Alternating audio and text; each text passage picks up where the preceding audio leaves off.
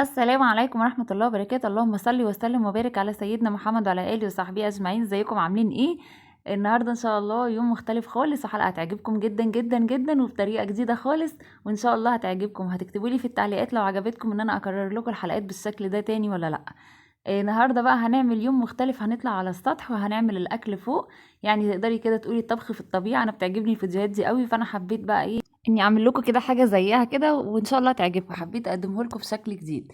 الجو النهارده كان ممتع جدا، فحبينا نقضيه على السطح. فقلت بقى مش هنقعد بس والعيال تلعب كده وخلاص، لا ده احنا كمان هنعمل الاكل على السطح. تخيلوا هعمل كل حاجه فوق واحنا قاعدين وانتوا هتشاركوني فيها. كانوا الاولاد زهقانين شويه ولقينا الجو كده جميل زي ما انتوا شايفين، والسما صافيه وجميله. وكان المنظر السطح تحفه بصراحه في وانت بتعملي الاكل. يعني لو عندك سطح جربي الحكايه دي هتعجبك جدا. كنت واخده معايا كل حاجه كده مجهزاها زي ما انت شايفه. وحبيت اعمل لهم كفته، قلنا نشويها على السطح، فحاجه جميله قوي مع الجو الطبيعي ده. انا بيعجبني بصراحه فيديوهات الطبخ في الطبيعه، فحبيت اعمل جزء كده يعني منها، وان شاء الله تعجبكم. يا ريت اهم حاجه بس ما تنسيش اللايك والاشتراك وتفعيل الجرس عشان يوصلك كل جديد، وفيديوهاتنا دايما مختلفه وفي جديد. هنا كنت بجهز كده في البصل. طبعا انتي لو في البيت، انا عشان على السطح واخده الامكانيات اللي تقدر تساعدني فوق. معيش كهرباء مفيش اي حاجه، انتي ممكن تقدري تعمليها في كبه. تبشري اللي هو تطحني البصل وتصفيه من الميه. اهم حاجه تصفيه من الميه. انا هنا كنت بشرته صفيته من الميه بتاعته، وده طبق فيه زيت. والطبق التاني اللي انتوا شايفينه قدامكم دوت فيه الميه بتاعه البصل. ميه البصل دي بستخدمها، هقول لكم بقى في ايه. الزيت اول حاجه بمسك العصايه اللي انتوا شايفينها في ايدي دي. اي حاجه ممكن قلم عندك، اي حاجه تقدري، او سيخ مثلا اللي تقدري تستخدميه. انا كنت بحاول اخد الحاجه اللي سهله عليا، يعني ان انا اقدر اخدها معايا فوق على السطح، ان انا ما انزلش اجيب حاجه من الشقه من تحت. بحط الاول الزيت كده، ببل ايدي بالزيت وبعمل بيها العصايه بتاعه الكفته. وبعد كده بحط عليها اللحمه زي ما انتوا شايفين كده، وبعدين ببل ايدي بميه البصل علشان احط على الكفتان من بره، عشان اشمعها بميه البصل كده بتديها طعم وريحه جميله جدا. وطبعا الفلفل الاسود والبهارات بتاعتك الجميله بتحطيها والملح على اللحمه وتعمليهم تعجنيهم مع بعض. وهنا كان جوزي جهز الفحم، والكفته كانت جاهزه خلاص. وطبعا ما تنسيش الدهنه، انا حطيت دهنه. لو عندك اللي هي بتدي ريحه جميله قوي بتحولها لك لبلدي. بتقطعيها قطع او مثلا بتبشريها وتحطيها على اللحمه المفرومه مع البصل وتعجنيها زي العجين كده مع بعض، تهرسي الكفته شويه.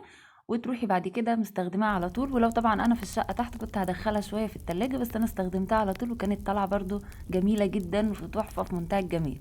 الاولاد كانوا مستمتعين قوي، عمالين بيلعبوا زي ما انتم شايفينهم كده مستمتعين. احنا المنظر السطح عندنا الحمد لله الجيران كلها متعاونه ان احنا نحافظ على نظافته، عشان كل اللي بيبقى حابب يطلع بيطلع يقعد على السطح. دي عماره، احنا مش في بيت، دي عماره عادي، بس احنا محافظين على نظافه السطح.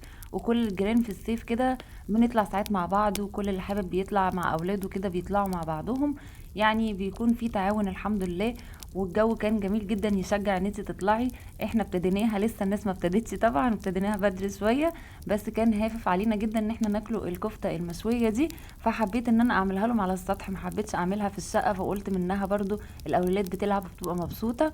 بصراحه يعني انا بحس ان احنا لما بنطلع فوق الحمد لله بنرجع كاننا جايين خارجين من بره. وانا كان نفسي اعمل لكم كده الاكل في مكان جديد، فكانت فرصه يعني ان انا اصور لكم في المكان ده. اكيد انتوا اعتدتوا على الطبخ في المطبخ، بس لو عجبكم الفيديو قولوا لي ان انا اعمل لكم اكلات كتيره على السطح. يعني مش هعمل كفته بس، لو عجبكم الفيديو بالطريقه دي قولوا لي برضو في التعليقات، وانا هصور لكم بعد كده حاجات كتيره على السطح. ممكن نعمل روتينات كتير برضو على السطح هتعجبكم قوي. وان شاء الله الافكار اللي جايه احلى واحلى، وهتجننكم من افكار جديده هتبسطكم وتبهركم جدا. انا كنت بصور لكم منظر السما كده لانها كانت صافيه، وكان في طيور بتطير كده اللي هو زي العصافير والحاجات الجميله والحمام وكده، بس ما ظهرش معايا معلش للاسف في الفيديو. كنت على ما اجي اصور الاقيهم كانوا خلاص طاروا. فالمنظر كان حلو جدا، كنت حابه ان انتوا تشاركوا معايا كل خطوه وشايفاها، وكل حاجه شايفاها على السطح كنت حابه ان انتوا تشاركوها معايا. هنا جوزي بصراحه كان متابع معايا الشوي، والموضوع كله كان فيه بصراحه مشاركه كده وتعاون كان جميل جدا.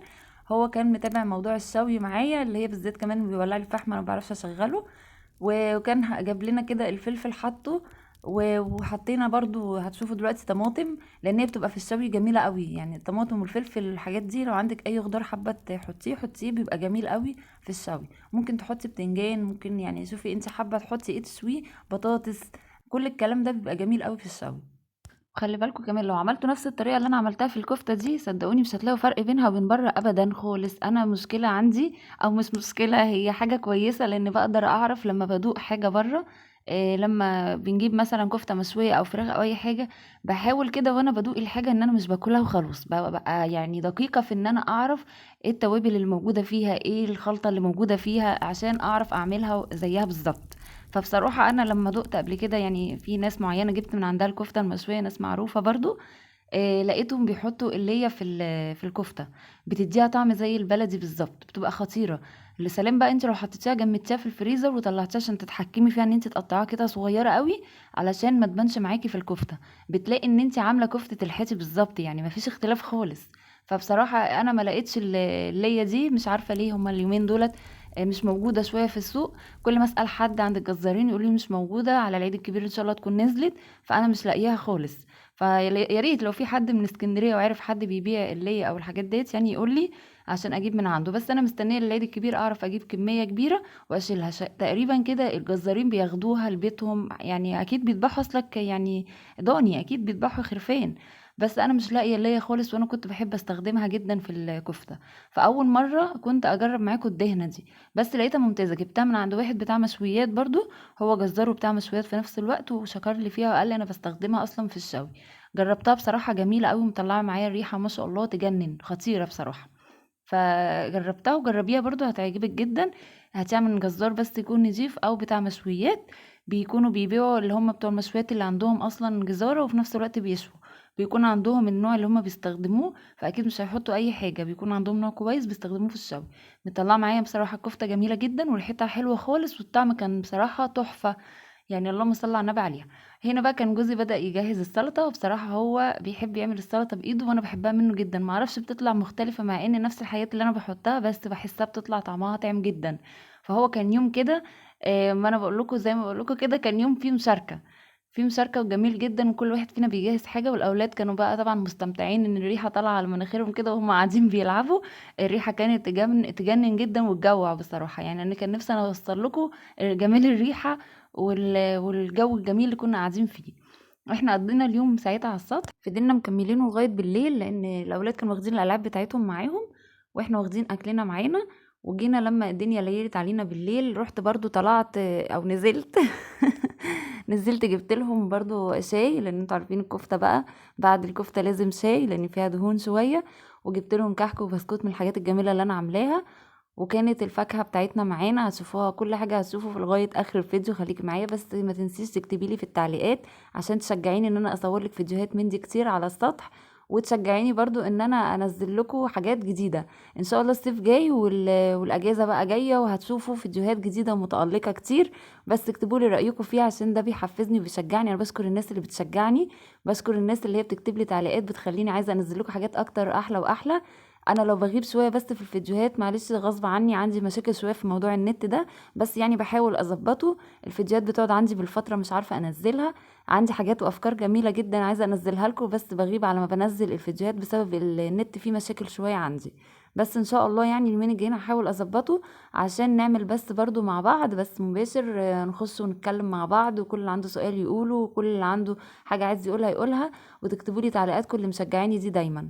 بس ما تنسيش اهم حاجه اللايك كده وانت بتتفرجي، عشان بلاقي ناس كتيره متفرجه وناسيه اللايك. فبتمنى ان انتم ما تنسوش اللايك، عشان دوت بيخلي الفيديو يتشاف اكتر لاكبر عدد من الناس، ونكبر العيله بتاعتنا، وتكون قناتنا كده كبيره.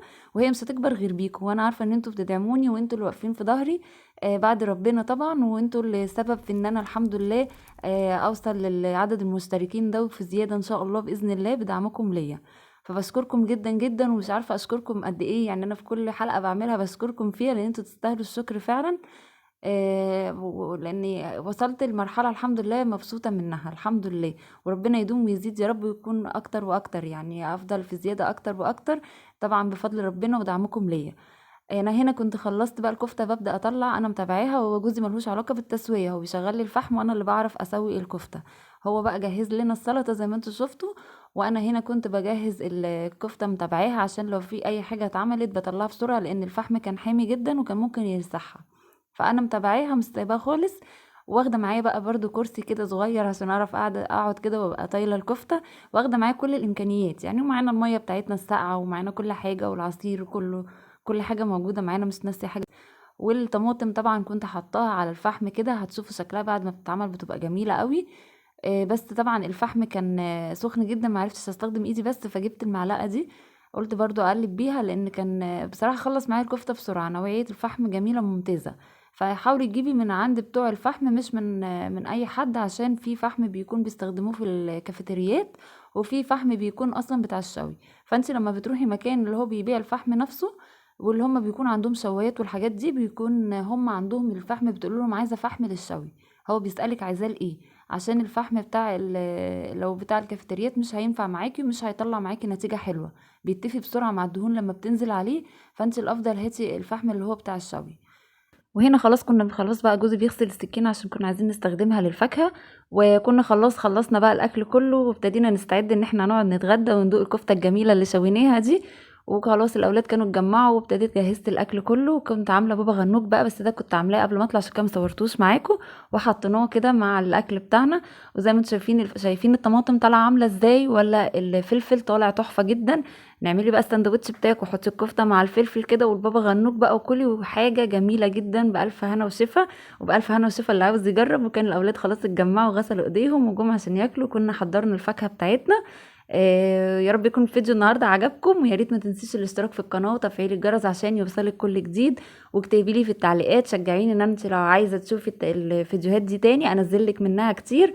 يا رب يكون الفيديو عجبكم، اشوفكم حلقه جديده من دلع مطبخك مع نانسي، اشوفكم ان شاء الله على خير، باي باي.